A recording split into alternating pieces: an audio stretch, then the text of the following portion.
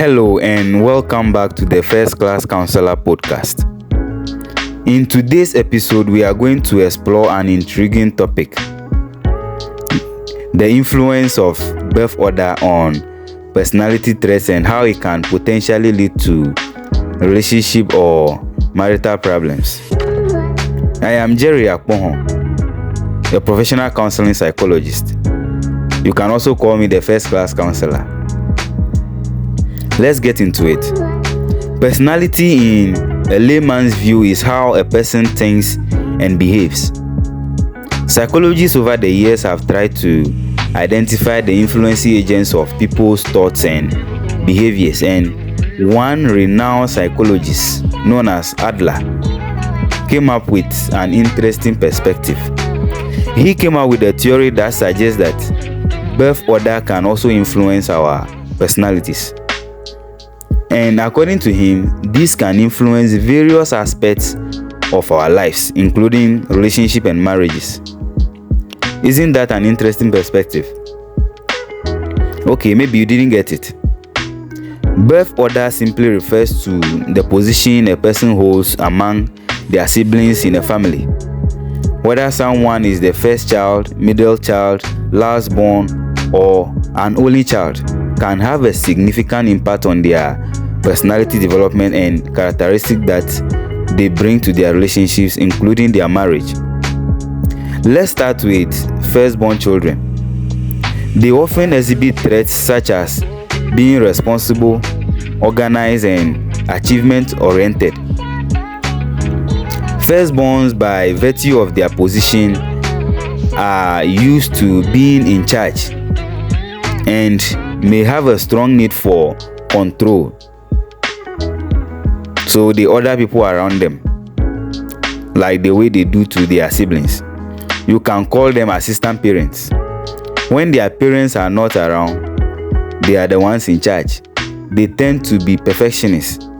They want everything they do to be perfect, and they may have high expectations for themselves and even their partners.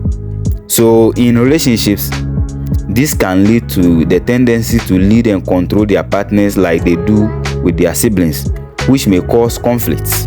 If their partner, on the other hand, wants more freedom, this can be suffocating to their partners.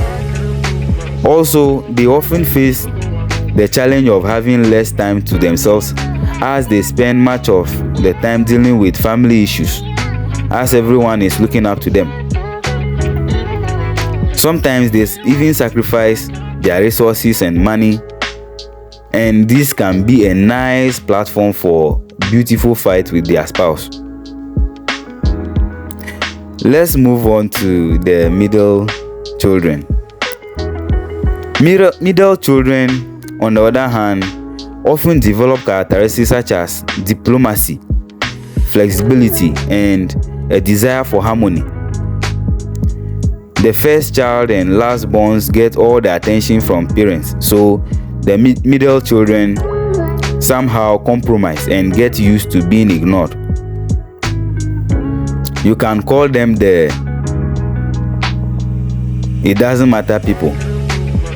They grow up navigating between the older and younger siblings, which can equip them with the ability to compromise and seek consensus. Middle children may have a more relaxed and laid-back approach to life. However, in marriage, they may struggle with finding their own voice or expressing their needs, especially if they feel overshadowed by their older or younger siblings. This can lead to issues of low self-esteem, expressing their emotions, which may cause challenges in their relationship. They need their partner to provide them with something so dear to them, but they will choose to be quiet for him or her to figure it out. Their spouse is doing something that's really hurting them, which they should voice out, but they will take a deep breath and say, "It doesn't matter." Meanwhile, it actually really matters. Let's quickly move on to the last-born children. Last-borns tend to be social, outgoing, and creative.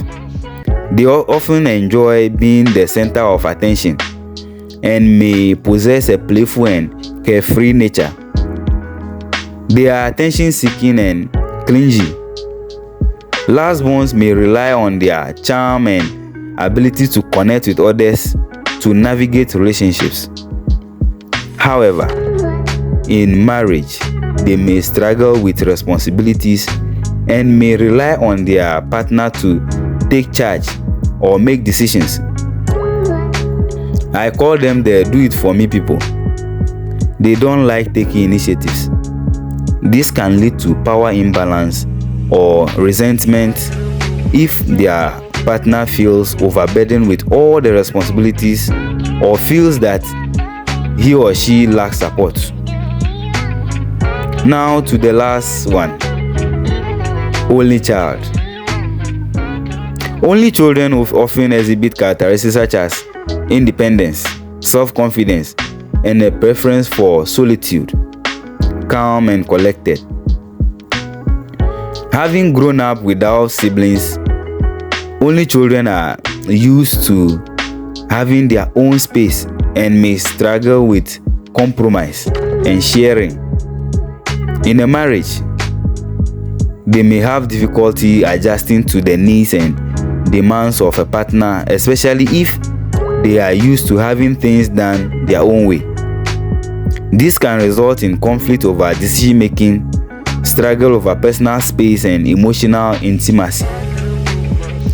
It's important to note that these characteristics are not one-size-fits-all, and some individuals may possess a combination of these characteristics from different birth orders or have unique personalities that go beyond birth order effects.